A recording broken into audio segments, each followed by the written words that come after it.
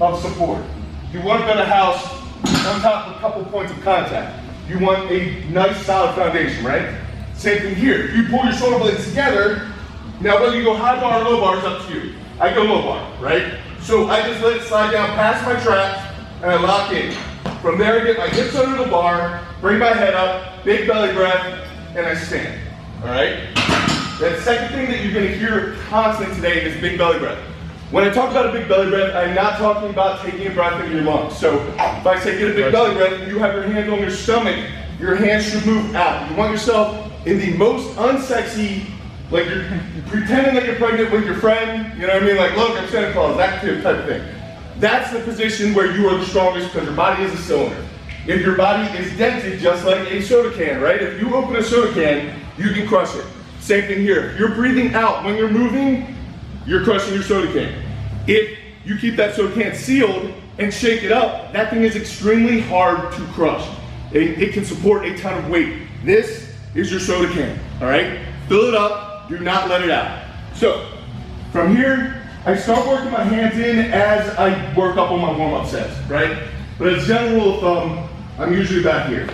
From here, I get under the bar, get it set where I want, feet under, big belly breath, and this is important, you stand like you mean it, all right? However, when you stand like you mean it, typically there's some bouncing. You need to let the weight settle before you move. Otherwise, there's a bunch of centrifugal force and a bunch of other forces going on that you are accounting for when you're walking. Don't do that, right? But if you live into it, if you just walk up to the bar and you're like, oh, we're squatting, cool. That's not gonna go well either, right? So when you stand like you mean it, like you're finishing a PR rep, right? You stand up, you let the plate settle. From there, I do a three drop set. Drop, step. From here, from under, and I stand up, the weight settle. I take my feet. First one is a half shuffle step back. I set this foot, I set that foot, that's it. No more stepping, all right? Some people go with 2 steps. They go here, here, and that's it, all right? A lot of people want to be 100% lined up with this rack, right? And they're dancing. They're out there like this. You've all been there, I've been there, right? You're like, maybe if I do this for 5 more seconds, it'll feel better. It's not going to, right? It is what it is. How you line up on the bar, how you line up on the rack is what it is. This rack does not determine whether you get a squat or not, your body does. So if you step out and you're a little crooked, who cares? You're fine, right? Just gonna go from there. At this point, I'm also taking this bar and trying to pull it through the front of my chest, all right? Almost like it's a horseshoe. I'm trying to pull it all the way through, and what that's doing is taking my elbows from this position. Most of you, some of you probably squat like this.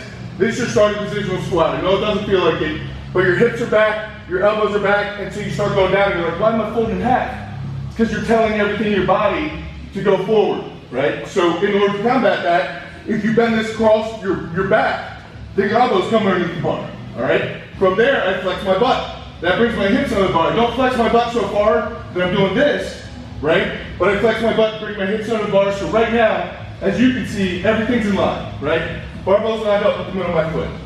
From there, I rebreathe, get a huge belly breath of air. This is going to be massively important. The belly breath of air changes the game. And on the squat, I can still remember the one squat that I did.